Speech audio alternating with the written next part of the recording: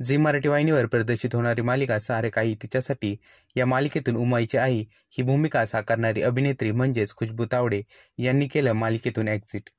तर नेमका प्रसंग काय घडला हे आज आपण जाणून घेणार आहोत.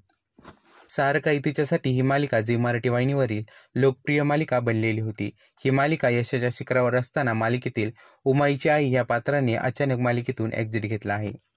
यामागचं उमाईचं वैयक्तिक कारण आहे.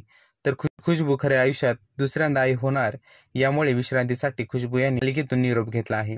खुशबूला याआधी 2 नोव्हेंबर 2021 मध्ये मुलगा झाला होता. त्या मुलाचं नाव राघव असून तो आता 3 वर्षाचा आहे.